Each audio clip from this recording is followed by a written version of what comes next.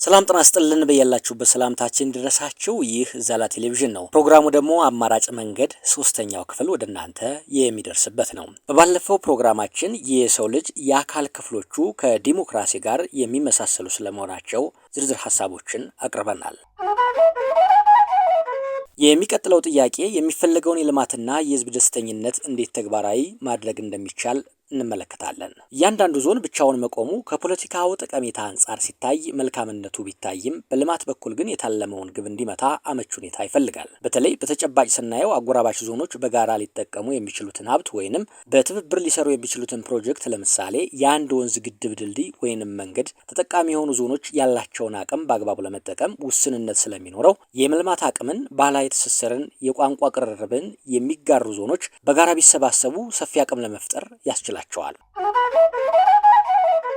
በቅርቡ ያስተዋልነው የደቡብ ምዕራብ ኢትዮጵያ ዞኖች ክልል መመስረታቸው ለአዲሱ ጉዞ ፈር የቀደደ ነው ቢባል የሚያስማማን ይሆናል። የክልሎች ብዛት በህዝብ ፈቃደኝነት ላይ ይመሰረታል። አዲሱ ክልል በዞን ህዝብ መልካም ፈቃድ የሚዋቀር በመሆኑ ከዞን በተውጣጡ የአመራሮች ካውንስል ወይንም ምክር ቤት በማቋቋም መተዳደር ከመቻሉን ባሻገር የሚደርሰውን የማህበራዊና ልማታዊ ተጠቃሚነትን ማረጋገጥ ይቻላል። የፌዴራል መንግስቱ ለክልሎች ሞግዚት ሳይሆን ጉድለታቸውን በቅርበት እየተከታተለ አንድ የፌዴራል መንግስት ማድረግ የሚገባውን ያደርጋል። ለምሳሌ በሀገር ደረጃ የሚደረግ የእድገት አቅጣጫን በማሳየት የሀገሪቱ ጸጥታን፣ ፍትሐዊ የሀብት ክፍፍልን፣ የተመጣጠነ የክልሎች እድገትን የተቀራረበ እንዲሆን እምቅ የማደግ አቅማቸውን ወይም ችሎታቸውን እንዲመለከቱ አቅማቸውን በመገንባት ወጥ የፍትህ ስርዓት ተግባራዊ መሆኑን ማረጋገጥ፣ አገራዊ ጥናትና በየዘርፉ ምርምር፣ አዳዲስ ቴክኖሎጂ ስርጸትንና ሽግግርን እውን ማድረግ ይጠበቅበታል። ለዚህ ሁኔታ መረጋገጥ አስፈላጊ የሚሆን ሀብት በብድርም ይሁን በእርዳታ ከሀገርና ከውጭ ሀገር ተቋማትና አገራት ማፈላለግ ግዴታ ይሆናል።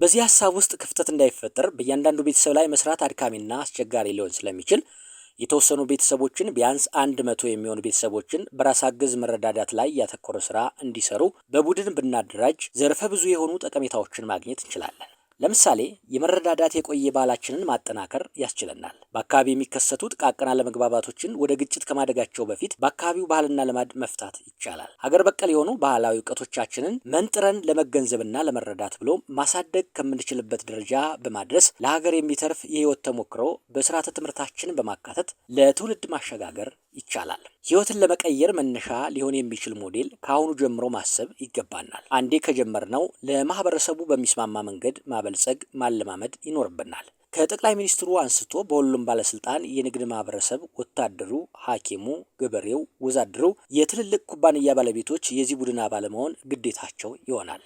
በተግባርና በሂደት የሁሉም ዜጎች እኩልነት ይመጣል ተብሎ ይታሰባል። ይህ አካሄድ በጊዜ ሂደት ደስተኛ ቤተሰብን ብሎም ማህበረሰብን መፍጠሪያ መንገድ ሊሆን ይችላል።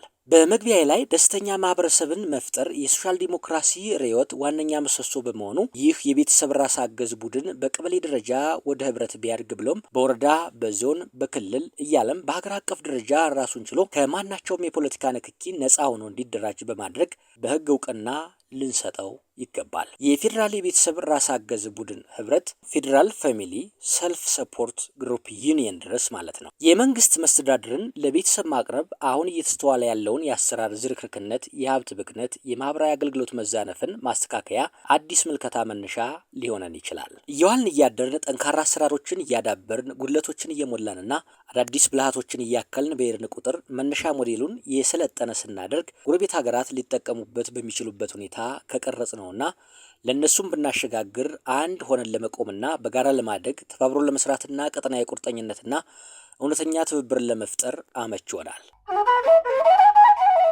ከሁሉ በላይ የፍትህና አስተዳደር ስርዓታችን ለህዝብ በጣም ቅርብ እንዲሆን ወደ ክፍለ ዘመኑ የኑሮ ደረጃ ከፍ ለማለት መደበኛ ፍርድ ቤት ከቀበሌ መጀመርና ዞን ላይ መቋጨት ይገባዋል እላለሁ። አስፈላጊ የሆኑ የህግ አካላት መኖር እንደተጠበቀ ሆኖ ከፍተኛ፣ ጠቅላይ፣ ሰበር ፍርድ ቤት እያልን የማህበረሰቡን የፍትህ በቅርበት የማግኘት ፍላጎቱን ማራቅ አስፈላጊ አይደለም። በዚሁ ተመሳሳይ የሁሉም የአስተዳደር እርከኖች ከዞን በላይ እንዳይወጡ ማድረግ ይገባል እላለሁ።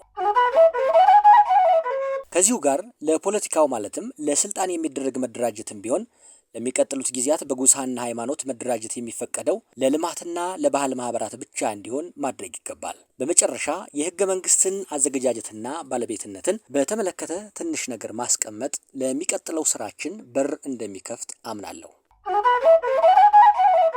ትልቁ ቁም ነገር አገር የት ደርሳ ማየት እንደምንፈልግ ማስቀመጥ በመሆኑ የማህበረሰብን ልማት፣ ሰላምና ደስተኝነትን ማስፈን ዴቨሎፕመንት ፒስ ኤንድ ሃፒነስ ዲፒኤች የረጅም ጊዜ ግባችን እንዲሆን ካሰብን ዴሞክራሲ እንዲሰፍን መታገል ግድ ይለናል። ዴሞክራሲ የሚለው ቃል ከሁለት የግሪክ ቃላቶች የተገኘ እንደሆነና ትርጉምም ዴሞ ማለት ህዝብና ክራሲያ ማለት ደግሞ አስተዳደር ማለት ሲሆን አንድ ላይ ሲገነቡ የህዝብ አስተዳደር የሚል መልእክት እንዳለው እንረዳለን። የጽንሰ ሀሳቡ አንዱ ግንድ አካል ህዝብ ሲሆን ሁለተኛው መንግስት ይሆናል። መንግስት ህዝብና የህዝብን ሀብት ሰላምና ጸጥታን የሚያስተዳድር የሚጠብቅ፣ በውል ታስሮ ኃላፊነት የተሰጠው አካል ነው። ጥያቄ የሚነሳው በሀገራችን በሁለቱ መሀል የሚታሰረን ውል ወይም በወቅቱ አነጋገር ህገ መንግስትን የሚያዘጋጀው ማን እንደሆነ አለመለየቱ ነው። ይህንን ለመመልከት በዕለት ተዕለት ህይወታችን ውስጥ የምናውቃቸውን ሁለት የውል አይነቶችን በንጽጽር እንመልከት። አንደኛው በአበዳሪና ተበዳሪ መካከል የሚደረግ የብድር ውል ነው። ለምሳሌ የባንክን አሰራር ብንመለከት ባንክ ለበርካታ ሰዎች ገንዘብ ያበድራል። የብድሩንም ውል የሚያዘጋጀው ባንክ ወይም አበዳሪው ነው። ሁለተኛው የውል አይነት በቀጣሪና ተቀጣሪ አሰሪና ሰራተኛ መሃል በሚደረግ የስራ ውል ሲሆን ውሉን የሚያዘጋጀው እንደሚታወቀው ቀጣሪ ድርጅቱ ነው። በዚሁ አመንክየው በህዝብና በመንግስት መሃል ያለውን የስራ ግንኙነት ግልጽ ነው እያለ ህገ መንግስቱን ከላይ እንዳየናቸው ውሎች ሁሉ ህዝቡ በህዝብ በተመረጡ ሰዎች ማዘጋጀት ሲኖርበት እስከዛሬ ድረስ በሀገራችን ከንጉሱ ጊዜ ጀምሮ ተቀጣሪው ማለትም መንግስት ለቀጣሪው ለህዝብ ውሉን እያዘጋጀ ሲሰጥ ቆይቷል። ከእንግዲህ ወዲያ ለዓመታት የተጓዝንበትንና ለጭቅጭቅ የዳረገንን መንገድ በመለወጥ በኢትዮጵያ በህዝብ ለህዝብ ከህዝብ የተዘጋጀ ህገ መንግስት ሊኖረን ይገባል። ጊዜውም ዛሬ ነው ይላል የዚህ ፍኖተ ካርታ አቅራቢ። ይህንን ሰነድ ያነበብንና ያዳመጥን ሁሉ የሀገርንና የህዝብን ውለታን ለመክፈል በምንም ልዩነት ሳንገደብ በጋራ ለመስራት መነሳት የነፍሳችን ጉዞ ይሁን ይላል አዘጋጁ። በጋራ ለመስራት መነሳት የነፍሳችን ጉዞ ይሁን ይላል የዚህ ጽሑፍ አዘጋጅ። የአካል ክፍሎቻችን በመደመር እሳቤ የተዋቀሩ አይደሉም። የኔ እኔነት የተመሰረተው አይኔ ሲደመር ጆሮዬ ሲደመር አፍንጫዬ ሲደመር ጉሮሮዬ ሲደመር ልቤ ሲደመር ሳምባዬ ወዘተ አይደሉም። የተዋቀሩት በስርዓት ወይንም ሲስተም ነው እንጂ። ሰው የሆነው በሶስት ስርዓተ መስተጋብር ነው። እነርሱም ሪስፓራቶሪ ሲስተም የመተንፈስ ስርዓት፣ ዳይጀስቲቭ ሲስተም የምግብ ፍጨት ስርዓት እና ነርቨ ሲስተም የነርቭ ስርዓት ናቸው። እነዚህ ስርዓታት በመንግስት አደረጃጀት ሲተረጎሙ ህግ አውጪው፣ ህግ አስፈጻሚና ህግ አስተርጓሚ ይሆናሉ። በሰውነት አደረጃጀት ከሶስቱ ስርዓት አንዱ ስራውን በአግባቡ ማከናወን ካቃተው ወይም ካልቻለ ህይወት አዲዮስ። ይህንን ሁሉ ለማድረግ በአንድ ትልቅ መርህ ላይ ራሳችንን ማቆም ይገባናል። ከሀገር እስከ ቤተሰብ በእውቀትና በእውነት ላይ ብቻ የተመሰረተ ስራ መስራት። ከሀገር እስከ ቤተሰብ በእውቀትና በእውነት ላይ ብቻ የተመሰረተ ስራ መስራት ነው። በዚህ ሁሉ ስራ ሀገርን በመገንባት ሂደት ውስጥ የእምነት ተቋማትን ኃላፊነትን ኃላፊነት መዘንጋት አይገባም። ጥሪው መምጣት የሚገባው ከሁሉም አካላት መሆኑን ስለምንረዳ ነው። ይችን መነሻ ሀሳብ በስፋት ተወያይተንበት ብናዳብራትና ይበልጥ ማስፋት ብንችል 1000 ኪሎ ሜትር በአንድ እርምጃ ይጀመራል እንዲሉ በአጭር ጊዜ ኢትዮጵያ ላይ ተግባራዊ ብናደርግ ከጥንካሬውና ከድክመቱ እየተማርን ጊዜ ወስደን በመካከለኛ ጊዜ ምስራቅ አፍሪካ ላይ በረጅሙ ደግሞ በመላው አፍሪካ ተግባራዊ ብናደርግ የአፍሪካን ሀገራት በአንድ ለማሰባሰብ ዩናይትድ ስቴትስ ኦፍ አፍሪካ ዩኤስኤቱን ለመመስረት ትልቅ አቅም ሊኖረው ይችላል ተብሎ ይገመታል። በተለይ ኢትዮጵያ ከጎረቤት ሀገሮች ጋር ያላትን ታሪካዊና ማህበረሰባዊ ግንኙነት ይህንን ሀሳብ ተግባራዊ ለማድረግ የምስራቅ አፍሪካ ሀገራትን በጥቂት ጊዜ ማስተባበርና በአንድነት እንዲቆሙ ማድረግ ይቻላል። ታሪካዊ ትስስራችንን ብንመለከት ኤርትራና ኢትዮጵያ ውስጥ የሚኖሩትን የትግሬና የአፋር እንዲሁም የኩናማ ማህበረሰቦች ምስክር ሲሆኑ የኦርቶዶክስና የእስልምና ሃይማኖትን በሁለቱም ሀገራት መጋራት ሌላው ተጨማሪ ሙጫ ወይንም በእንግሊዝኛ አጠራሩ ግሉ ይሆናል። የአፋር ማህበረሰብ በጅቡቲም የመኖሩ ጉዳይ ምስራቅ አፍሪካን ለመሰብሰብ ሌላው ግብዓት ይሆናል። በሌላ በኩል በኢትዮጵያና በሶማሊያ በኩል የሚኖሩት ህዝቦች ደስተኝነታቸውን የሚያረጋግጥ ስርዓት ቢፈጠር አብረው የማይኖሩበት ጉዳይ ይኖራል ተብሎ አይታሰብም። በደቡብ ሱዳን በኩልም ስንዞር የአኟክና የኑዌር ማህበረሰቦች በሁለት ሀገራት ውስጥ በኢትዮጵያና በደቡብ ሱዳን ውስጥ ተበታትነው መኖራቸው ያሳስበናል። ኬንያና ኢትዮጵያ ውስጥ የሚኖሩት የኦሮሞ ቦረናዎች ህይወት እኛን ካላሳሰበን ሌላውን ማንን ሊያሳስበው ይችላል ሲል አዘጋጁ ጠይቃል። አዘጋጁ ይቀጥልና ፓን አፍሪካዊነት እየጀማመረኝ ወይስ ከውስጥ የፈንቅሎ እየወጣ ነው ልበል በማለት የአግራሞት ጥያቄውን አስከትለዋል። ባዕዳን ቅኝ ገዢዎች ባሰመሩልን ድንበር ተይዘን እስከ መቼ ወገን ሳንጠቃቀም እንኖራለን በማለት ሌላኛ ጥያቄ ያስከትላል። የምስራቅ አፍሪካን ሀገራት ለማስተባበር ከኢትዮጵያ ሌላ የሚጠራ ሀገር ከየትም አይመጣም።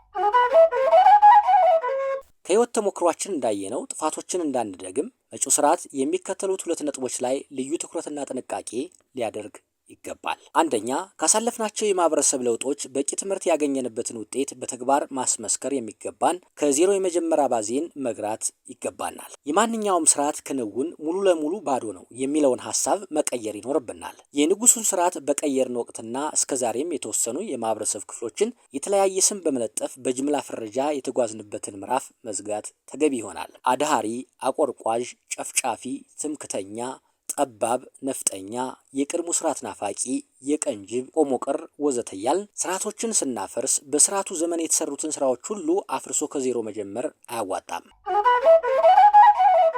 ለምሳሌ ለመጥቀስ ዛሬ በእጃችን የሚገኘውን በቀውስ ውስጥ የሚጓዘውን የትምህርት ስርዓት ለማዳን አሁን ያለውን ጠራርገን ማስወገድ ሳይሆን በርካታ የትምህርት ባለሙያዎች በሀገራችን ስለሚገኙ በንጉሱ ጊዜ ከነበረው የትምህርት ስርዓት ጠንካራውን ከደርግም ሆነ ከኢህአዴግ እንዲሁ ጠንካራ ጎኖችን በመሰብሰብ ሊሻሻል የሚገባውን ደካማ ጎኑን በማሻሻል ማበልጸግና ቀጣይነት ያለው የሀገሪቱን ችግር ፈቺ የትምህርት ስርዓት መገንባት ይገባናል። ትምህርት ላብነት ተጠቀሰ እንጂ በሁሉም የልማት ዘርፎች ጠንካሮችን በማጽናት ጅምሮችን በማበልጸግ ልንጓዝ ይገባናል። ከዜሮ የመጀመር ልምምድ በዚሁ ይብቃ ይላል የጽሑፉ አዘጋጅ። ሁለተኛ፣ ዛሬም ማህበረሰቡ መለማመድ የጀመራቸውን ተቋማትም ሆኑ አሰራሮችን ምንም እንኳን ደካሞች ናቸው ብለን በጥናት ብናረጋግጥም ያለ ማህበረሰቡ ሙሉ ፈቃድ ልምምዱን መቀልበስ ለትውልድ የሚተርፍ ኪሳራን ሊያመጣ ስለሚችል ከፍተኛ ጥንቃቄ ሊደረግበት ይገባል። ለዚህ ማስረጃ የሚሆነን በወቅቱ ከዘውድ ስርዓቱ ጋር መጣጣም ቢያቅተውም የኤርትራን ፌዴሬሽን ከማሳደግ ይልቅ መቀልበሳችን ዛሬም ድረስ ተከትሎን ለመጣ ችግር ዳርጎናልና ከእንግዲህ ወዲያ ሁላችንም ከስሜታዊነት በነጻ መንገድ የፈጀውን ያህል ጊዜ ቢፈጅ በእውነተኛ የሀገር ፍቅር ስሜት ማህበረሰቡን ማወያየትና ይሁንታ ማግኘት ተገቢውና ብቸኛው አካሄድ መሆኑን አምነን መግባት ይጠበቅብናል። መስፈንጠሪያችንን ለይቶ ለማወቅ አይደንቲፋይንግ ዘ ስፕሪንግ ቦርድ። እኛ ኢትዮጵያውያን ስንተርት በእኛ ላይ የሚደርስብን አይመስለንም። ከእጅ ያለ ወርቅ እንደ መዳብ ይቆጠራል ይላል። ይህ ተረት ብቻ ሳይሆን ከ100 ዓመት በላይ ኖር ነው። የአድዋ ድል የኢትዮጵያ ቀን። አድዋ ተራ የድል ቀን አይደለም። ከድል ባሻገር የኢትዮጵያም ቀን። በዚያች ቀን ተሸንፈን ቢሆን ኖሮ ችለን የማንወጣው ኪሳራ፣ ቅኝ ተገዥነት ለትውልድ ይተርፈን ነበር። ይሁንና የአድዋን የድል መንፈስ ወደ ሀብት ማፍሪያ መስፈንጠሪያ ባለመዋላችን ድህነትን፣ ጉስቁልናን፣ ረሃብና ተስፋ ቢስነትን ተሸክመን እንሰቃያለን። በዓለም ላይ ከተመዘገቡ ታላላቅ ጦርነቶች አድዋ አንዱ ሲሆን በአጭር ጊዜ በ5 ሰዓት የተጠናቀቀ የመጀመሪያው የዓለማችን ታላቅ ጦርነት ነው።